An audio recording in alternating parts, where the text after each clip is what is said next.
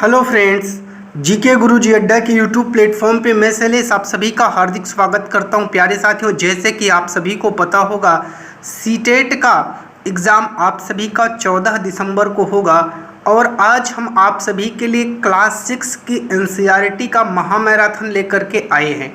जी हाँ, अगर आप इस नोट्स को पूरा पढ़ लेंगे तो क्लास 6 की एनसीईआरटी हिस्ट्री की आपकी पूरी कवर हो जाएगी। वहाँ से बनने वाले जो भी क्वेश्चन हैं आप बहुत ही आसानी से कर पाएंगे। चैनल पर नए हैं तो सब्सक्राइब करिएगा, वीडियो को लाइक करिएगा, अपने दोस्तों तक शेयर करिएगा। चलिए आइए चलते हैं अपने टॉपिक पर। सबसे पहला टॉपिक है अतीत के बारे में। तो अतीत के बारे में क्या जानते हैं उस पर हम लोग चलते हैं। कई लाख वर्ष पहले लोग नर्मदा नदी के तट पर रहते थे। वे कुशल संग्राहक और जानवरों का शिकार भी करते थे। आज से लगभग 8000 वर्ष पूर्व स्त्री और पुरुष ने सबसे पहले गेहूं तथा जौ जैसी फसलों को उपजाना आरंभ किया। सहायक नदी क्या है? जो एक बड़ी नदी में मिल जाए उसे सहायक नदी कहते हैं। मतलब एक बड़ी नदी है, इसमें कई छोटी छोटी नदियाँ जो आकर के मिल जाती हैं। आपसे पूछा जाता है सिंधु की सहायक नदी, तो झेलम, चेनाब, रावी, सतलज, व्यास हैं। 4700 वर्ष पूर्व इन्हीं नदियों के किनारे कुछ आरंभिक नगर फले फूले। गंगा व इसकी सहायक नदी के किनारे तथा समुद्र तटवर्ती इलाकों में नगरों का विकास लगभग 2500 वर्ष पूर्व हुआ। दक्षिण एशिया में भारत, पाकिस्तान, बांग्लादेश, नेपाल, भूटान, श्रीलंका शामिल। आपसे पूछता है दक्षिण एशिया में कौन कौन से देश शामिल हैं? अफगानिस्तान, ईरान, चीन तथा म्यांमार पड़ोसी देशों को दर्शाते हैं। बात करते हैं दक्षिण एशिया एक महाद्वीप से छोटा है, लेकिन विशालता तथा बाकी एशिया से समुद्री पहाड़ियों तथा पर्वतों से बटे होने के कारण इसे उपमहाद्वीप कहा जाता है। देश के नाम, इंडिया शब्द इंडस से निकला है जिसे संस्कृति में सिंधु कहा जाता है।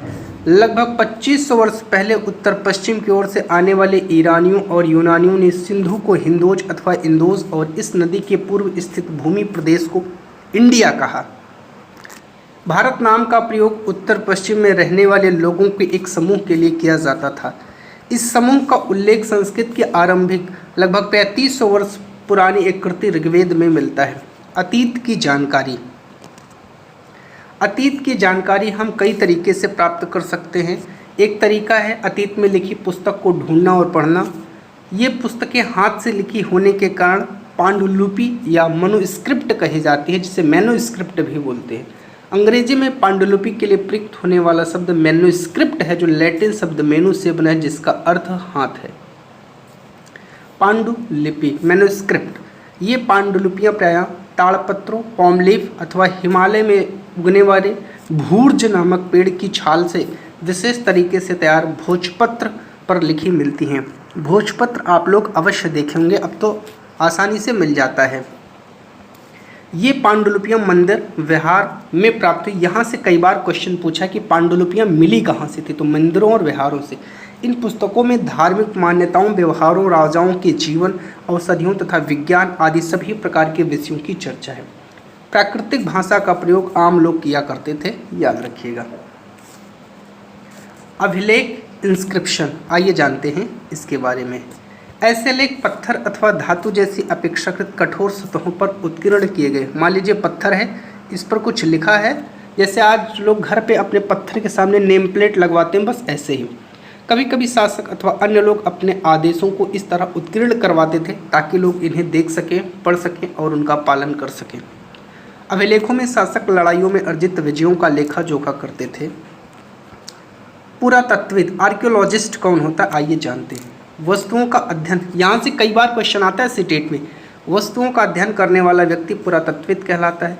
ये जो है पत्थर, ईंट से बनी इमारतों के बने अवशेष, चित्रों, मूर्तियों का अध्ययन करते हैं। औजारों, हथियारों, बर्तनों, आभूषणों, सिक्कों की प्राप्ति के लिए छानबीन और खुदाई भी करते हैं, याद रखिएगा। पुरातत्वविद जानवर, चिड़ियों, मछलियों की हड्डियों, इसको भी ढूंढते हैं और उन्हें यह जानने में मदद मिलती है कि अतीत में लोग क्या खाते थे। आरंभिक मानव की बात करते हैं जो इस उपमहाद्वीप में 20 लाख साल पहले रहा करते थे। आज हम उन्हें आखेटक, खाद्य संग्राहक, हंटर गैदर्स के नाम से जानते हैं। भोजन का इंतजाम करने की विधि के आधार पर इस नाम से इन्हें पुकारा जाता है। आमतौर पर खाने के लिए जंगली जानवरों का शिकार करते, मछलियाँ और चिड़िया पकड़ते, फल फूल दाने पौधे पत्तियां अंडे इकट्ठा करते। पत्थर के औजार का उपयोग इंसान के खाने योग्य जड़ों को खोदने के लिए किया जाता, जानवरों की खाल से बनी वस्त्रों को सिलने के लिए किया जाता। लोग गुफाओं में इसीलिए रहते थे क्योंकि यहाँ उन्हें बारिश धूप हवाओं से राहत मिलती। ये गुफाएं नर्मदा घाटी के पास हैं। पुरा स्थल उस स्थान को कहते हैं जहाँ औजार, बर्तन और इमारत जैसी वस्तुओं के अवशेष मिले हैं। पुरा पाषाण काल लगभग 20 लाख साल पहले से 12,000 साल पहले के दौर को माना जाता है। यह दो शब्द पुरा यानी प्राचीन, पाषाण यानी पत्थर से बना है। इस काल को 3 भागों में विभाजित किया गया है, आरंभिक, मध्य और उत्तर। यहाँ से भी कई बार क्वेश्चन बने हैं। मानव इतिहास की 99% कहानी इसी काल में घटित हुई है, याद रखिएगा। मध्य पाषाण युग, ठीक है, मेसोलिथिक या मिडिल स्टोन एज, जिस काल में हमें पर्यावरणीय बदलाव, आपसे पूछता है पर्यावरण के बदलाव कब मिलते हैं, मध्यकाल में, उसे मेसोलिथ यानी मध्य पाषाण युग कहते हैं। समय लगभग 12,000 साल से लेकर के 10,000 साल पहले तक है और इसमें औजार आमतौर पर बहुत छोटे होते थे जिन्हें माइक्रोलिथ, लघु पाषाण कहा जाता था। प्राय इन औजारों में हड्डियों, लकड़ियों के मुट्ठे लगे हंसियाँ, आरी जैसे औजार मिले हैं। साथ साथ पुरा पाषाण युग वाले औजार भी इस दौरान बनाए जाते थे। नवपाषाण युग, नियोलिथिक एज, अगले युग की शुरुआत लगभग 10,000 साल पहले से होती है, जिसे नवपाषाण युग कहते हैं। सबसे पहले जिस जंगली जानवर को पालतू बनाया गया वो कुत्ते का जंगली पूर्वज था। उसके बाद फिर लोगों ने भेड़, बकरी, गाय, सुअर जैसे जानवरों को अपने घरों के नज़दीक पालने लग गए। नवपाषाण युग के सबसे प्रसिद्ध पुरास्थलों में से एक चाताल ह्यूर्क तुर्की में है, जहां दूर दराज से स्थानों से कई चीज़ें लाई जाती थी और उनका उपयोग किया जाता था। जैसे सीरिया से लाया गया चकमक पत्थर, लाल सागर की कौड़ियाँ, भूमध्य सागर की सीपियाँ यहाँ मिलती हैं। खेती और पशुपालन, आइए जानते हैं। लोगों द्वारा पौधों को उगाने और जानवरों की देखभाल करने की प्रक्रिया को बसने की प्रक्रिया कहा गया।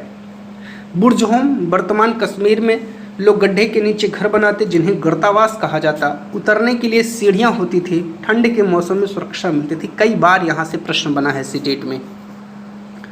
फ्रांस में गुफा में की गई चित्रकारी में प्रयोग होने वाले रंगों को लौह अयस्क और चारकोल जैसे खनिज से बनाया जाता था।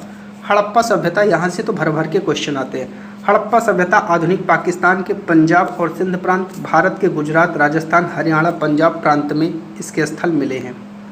इन सभी स्थलों से पुरातत्वविदों को अनोखी वस्तुएं मिली। मिट्टी के लाल बर्तन जिन पर काले रंग के चित्र, पत्थर के बाट, मुहरे, मनके, तांबे के उपकरण, पत्थर के लंबे ब्लेड मिले हैं। ऊंचाई वाले भाग को पुरातत्वविदों ने नगर दुर्ग कहा और निचले हिस्से को निचला नगर कहा। दोनों हिस्सों की चहारदीवारियां पक्की ईंटों से बनाई जाती थी, ठीक है। मोहनजोदड़ो में एक खास तालाब बनाया गया था जिसे पुरातत्वविदों ने महान स्नानागार कहा। कालीबंगा, लोथल जैसे अन्य नगरों में अग्निकुंड मिले हैं जहां संभवतः यज्ञ किए जाते रहेंगे। हड़प्पा, मोहनजोदड़ो और लोथल जैसे कुछ नगरों में बड़े बड़े भंडार गृह मिले हैं। 7,000 साल पहले मेहरगढ़ में कपास की खेती होती थी। नगरों का आरंभ लगभग 4700 साल पहले, हड़प्पा के नगरों की अंत की शुरुआत लगभग 3900 साल पहले, अन्य नगरों का विकास लगभग 2500 साल पहले हुआ। कच्चे माल की खोज, इस टॉपिक पर चर्चा करते हैं। हड़प्पा के लोग तांबे का आयात संभवतः आज के राजस्थान से, यहाँ तक कि पश्चिम एशियाई देश ओमान से भी तांबे का आयात करते। कांसा बनाने के लिए तांबे के साथ टिन धातु को मिलाया जाता था।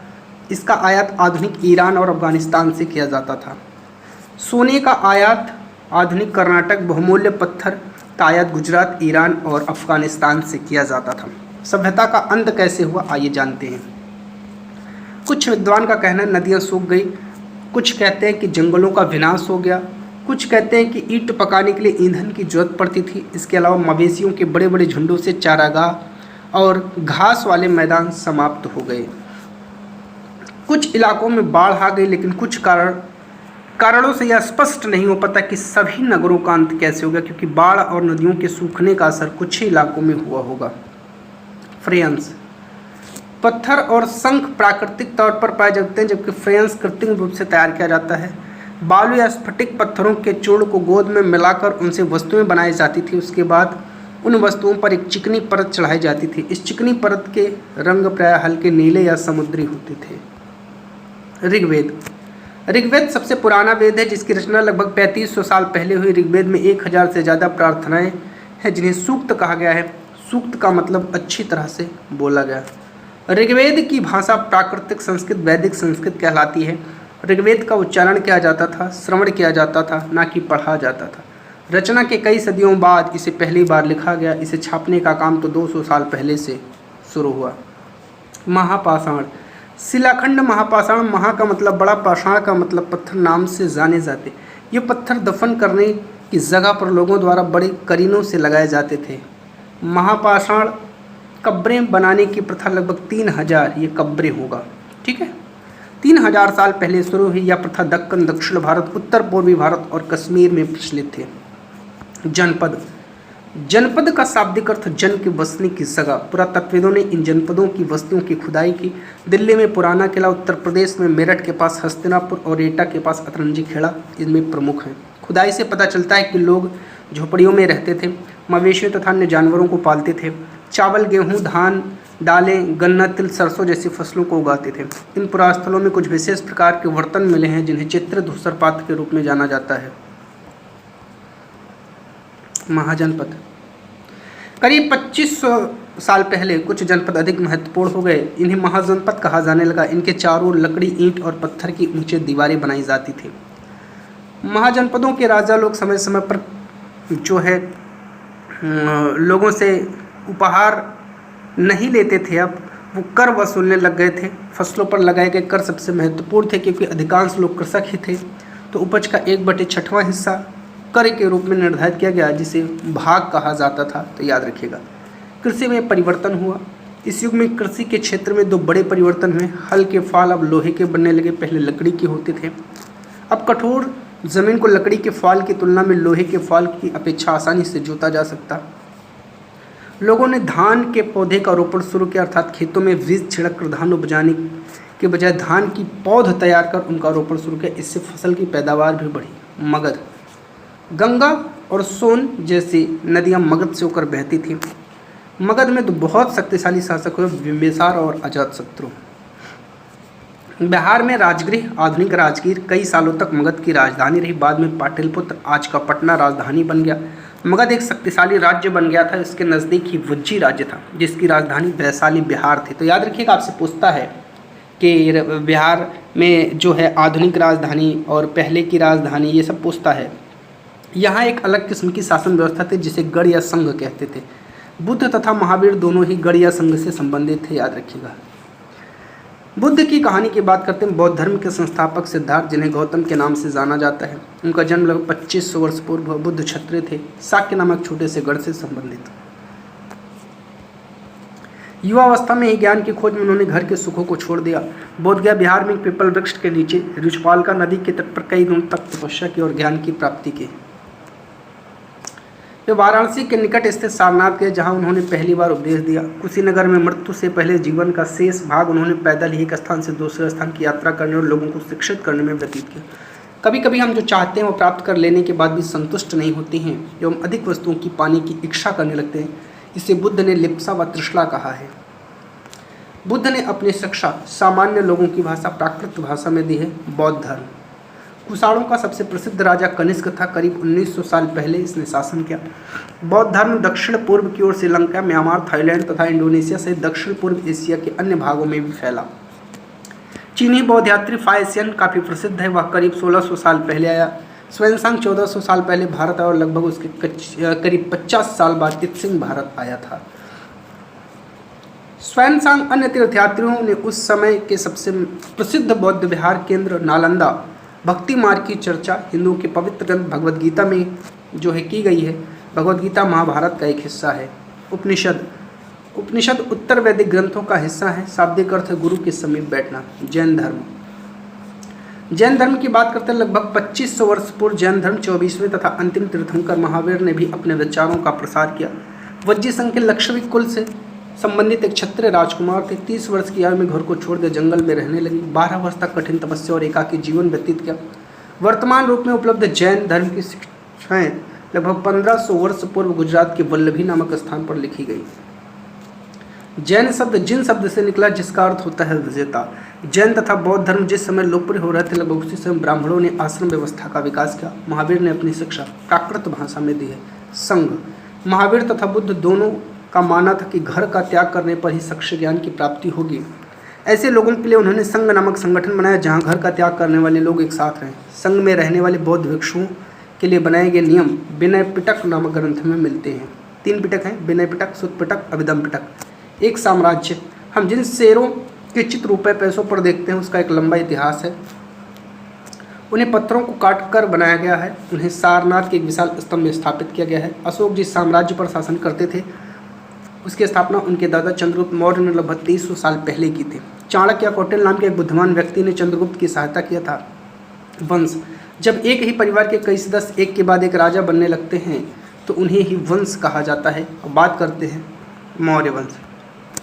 मौर्य वंश में 3 महत्वपूर्ण राजा हुए, चंद्रगुप्त, उसका बेटा बिंदुसार और बिंदुसार का बेटा अशोक।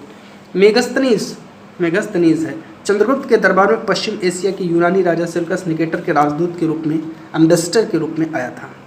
मौर्य साम्राज्य, बात करते हैं। मौर्य साम्राज्य के उभरने से थोड़ा पहले, लगभग 2400 वर्ष पहले, चीन में सम्राटों ने चीन की दीवार का निर्माण शुरू किया। इसे बनाने का उद्देश्य उत्तर सीमा की पशुपालक लोगों से रक्षा करना। अगले 2000 वर्षों तक इस दीवार का निर्माण कार्य चलता रहा, क्योंकि साम्राज्य की सीमा बदलती रही। यह दीवार 6400 किलोमीटर लंबी है। इंपॉर्टेंट टॉपिक है, यहाँ से याद रखिएगा। 100 से 200 मीटर की दूरी पर निगरानी के लिए बुर्ज बने हैं।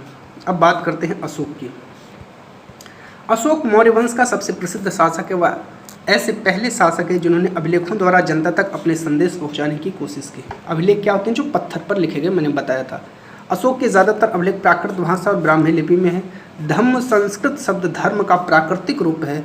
कलिंग तटवर्ती उड़ीसा का प्राचीन नाम है। अशोक बुद्ध के उपदेशों से प्रेरित थे। अशोक ने धम्म के विचारों को प्रसारित करने के लिए सीरिया, मिस्र, ग्रीस, श्रीलंका में दूत भेजे थे। गांव में रहने वाले लोग, तमिल क्षेत्र में बड़े भूस्वामियों को वेल्लला, साधारण हलवाहों को उर्वार, भूमिहीन मजदूर एवं दास कडेसियार और अधिमाई कहलाते थे। इंपॉर्टेंट है, कई बार यहाँ से क्वेश्चन बना, याद रखिएगा। गांव का प्रधान व्यक्ति ग्राम भोजक, अक्सर एक ही परिवार के लोग इस पद पर कई पीढ़ियों तक बने रहते थे, यानी यह पद अनुमानसिक था। ग्राम भोजकों के अलावा अन्य स्वतंत्र कृषक भी होते थे, जिन्हें गृहपति, तो स्वतंत्र कृषकों जो कृषक थे उन्हें क्या कहते थे? गृहपति। जातक, वो कहानियाँ जो आम लोगों में प्रचलित थी, बौद्ध भिक्षुओं ने इनका संकलन किया है। जातक में प्राचीन शहरों के बारे में, वहाँ नाविकों तथा यात्रियों के विवरण का भी पता चलता है। आहत सिक्के, ये सामान्यतः आयताकार, कभी वर्गाकार, गोल होते थे। ये तो धातु की चादरों को काटकर धातु के चपटे गोलिकाओं से बनाए जाते थे। इन सिक्कों पर कुछ लिखा हुआ नहीं था, बल्कि इन पर कुछ चिन्ह ठप्पे से बनाए जाते थे, इसलिए ये आहत सिक्के कहलाए। ये सिक्के उपमहाद्वीप के लगभग अधिकांश हिस्सों में पाए जाते थे और ईसा की आरंभिक सदियों तक ये प्रचलन में रहे। सिक्के, चांदी या सोने के सिक्कों पर विभिन्न आकृतियों को आहत कर बनाए जाने के कारण इन्हें आहत सिक्का कहा जाता था। मथुरा एक धार्मिक केंद्र भी रहा, जहाँ बौद्ध विहार और जैन मंदिर है। कृष्ण भक्ति का एक महत्वपूर्ण केंद्र था। मथुरा के अभिलेख में सुनारों, लोहारों, बुनकरों, टोकरी बुनने वालों, माला बनाने वाले, इत्र बनाने वालों का भी उल्लेख मिलता है। अरिकामेडू, लगभग 2200 से 1900 साल पहले अरिकामेडू एक पत्तन था। यहाँ दूर दूर से आए जहाज़ों से सामान उतारे जाते थे।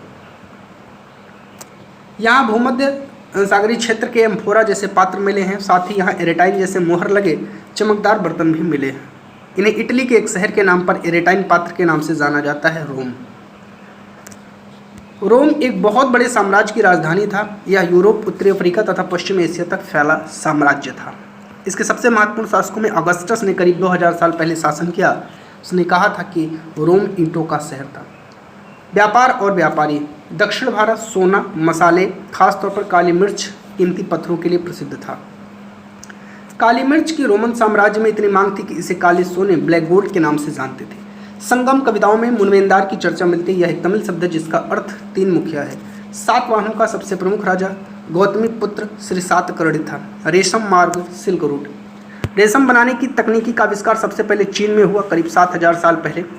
जिस रास्ते ये लोग यात्रा करते थे उसे रेशम मार्ग, सिल्क रूट के नाम से जाना गया। सिल्क रूट पर नियंत्रण करने वाले शासक सबसे प्रसिद्ध कुषाण हुए। पेशावर और मथुरा इनके 2 प्रमुख शक्तिशाली केंद्र थे। तक्षशिला भी इनके राज्य का हिस्सा था। इलाहाबाद का पुराना नाम उज्जैन था। पटना का पुराना नाम पाटलिपुत्र। ये गुप्त शासन के महत्वपूर्ण केंद्र थे। बात करते हैं वंशावलियाँ। चंद्रगुप्त गुप्त वंश के पहले शासक थे जिन्होंने महाराजा धीराज जैसी बड़ी उपाधि धारण की। समुद्रगुप्त ने भी यह उपाधि धारण की। कवि कालिदास, खगोल शास्त्री आर्यभट्ट इनके दरबार में रहते थे। हर्षवर्धन तथा हर्षचरित्र। राजा हर्षवर्धन जिन्हें करीब 1400 साल पहले शासन किया, उनके दरबारी कवि बाणभट्ट ने संस्कृत में उनकी जीवनी हर्षचरित्र लिखी। चीनी यात्री स्वानसांग काफी समय के लिए हर्ष दरबार में रहे। पल्लव, चालुक्य और पुलकेशिन द्वितीय। पल्लवों का राज्य उनकी राजधानी कांचीपुरम के आसपास के क्षेत्रों से लेकर कावेरी नदी के डेल्टा तक फैला था, जबकि चालुक्यों का राज्य कृष्णा तुंगभद्रा नदियों के बीच स्थित था। चालुक्यों की राजधानी ऐहोल यह एक प्रमुख व्यापारिक केंद्र था। पुलकेशिन द्वितीय सबसे प्रसिद्ध चालुक्य राजा थे। उनके बारे में दरबारी कवि रविकीर्त द्वारा रचित प्रशस्ति से पता चलता है। प्रशासन की प्राथमिक इकाई गांव होते थे। कालिदास ने अपने नाटकों में राजदरबार के जीवन के चित्रण के लिए प्रसिद्ध है। उनका सबसे प्रसिद्ध नाटक अभिज्ञान शाकुंतलम है। अरब में रहने वाले अन्य लोगों में वेदुयन थे जो घुमक्कड़ कबीले के होते थे। धातु विज्ञान क्या कहता है ये जानते हैं। प्राचीन भारत धातु विज्ञान ने विश्व धातु विज्ञान के क्षेत्र में प्रमुख योगदान दिया है। पुरातात्विक खुदाई ने दर्शाया कि हड़प्पावासी कुशल शिल्पी थे। उन्हें तांबे के धातु कर्म, धातु शोधन की जानकारी थी। उन्हें तांबे और टिन को मिलाकर कांसा बनाया। जहाँ हड़प्पावासी कांस्य युग से जुड़े थे वहीं उनके उत्तराधिकारी लौह युग से संबंधित थे। भारत अत्यंत विकसित किस्म के लोहे का निर्माण करता था। 3 लोहा हमारे यहाँ होता था, जो है खोटा लोहा, पिटवा लोहा, ढलवा लोहा। स्तूप का शाब्दिक अर्थ टीला होता है। बात करते हैं अजंता। यह वह जगह है जहाँ के पहाड़ों में सैकड़ों सालों के दौरान कई गुफाएं खोदी गई। इनमें ज़्यादातर बौद्ध भिक्षुओं के लिए बनाए गए विहार थे। गुफाओं के अंदर अंधेरा होने की वजह से अधिकांश चित्र मसालों की रोशनी से बनाए गए। इनमें से कुछ को चित्रों द्वारा सजाया गया था। इन चित्रों के रंग 1500 साल बाद भी चमकदार हैं। ये रंग पौधे तथा खनिजों से बनाए जाते थे। ये इंपॉर्टेंट है। इन महान कृतों को बनाने वाले कलाकार अज्ञात हैं, कुछ पता नहीं है। करीब 1800 साल पहले एक प्रसिद्ध तमिल महाकाव्य सिप्लादिकारम की रचना इलांगो नामक कवि ने की। तमिल महाकाव्य मणिमेखलाई को करीब 1400 साल पहले सप्तनार द्वारा लिखा गया। कालिदास संस्कृत में लिखते थे। यहाँ मोस्ट इंपॉर्टेंट है, यहाँ से भी कई बार प्रश्न बने हैं सीटेट में। पुराण। पुराण का शाब्दिक अर्थ है प्राचीन, या पुराण जो है शाब्दिक अर्थ क्या होता है? प्राचीन। पुराणों में विष्णु, शिव, दुर्गा, पार्वती जैसे देवी देवताओं की जुड़ी कहानियाँ आपको मिलेगी। अधिकतर पुराण सरल संस्कृत श्लोक में लिखे गए हैं, जिससे सब उन्हें सुन और समझ सकते हैं। स्त्रियां तथा शूद्र जिन्हें वेद पढ़ने की अनुमति नहीं थी वे भी पुराणों को सुन सकते थे। पुराणों और महाभारत दोनों ही व्यास नाम के ऋषि ने संकलित किया है। महाभारत में ही भगवत गीता भी है। रामायण के लेखक वाल्मीकि माने जाते हैं आर्यभट्ट। गणितज्ञ तथा खगोल शास्त्री आर्यभट्ट ने संस्कृत में आर्यभट्टियम नामक पुस्तक लिखी है। उन्होंने वृत्त की परिधि को मापने की विधि भी ढूंढी है। आयुर्वेद। आयुर्वेद चिकित्सा विज्ञान की एक विख्यात पद्धति है जो प्राचीन भारत में विकसित हुई। प्राचीन भारत में आयुर्वेद के 2 प्रसिद्ध चिकित्सक थे। चरक इंपॉर्टेंट है, प्रथम द्वितीय शताब्दी ईस्वी में, और सुश्रुत 4वीं शताब्दी में। चरक द्वारा रचित चरक संहिता औषधि शास्त्र की एक बहुत ही महत्वपूर्ण पुस्तक है। कागज का आविष्कार 1900 साल पहले काइलून नाम के एक व्यक्ति ने चीन में किया।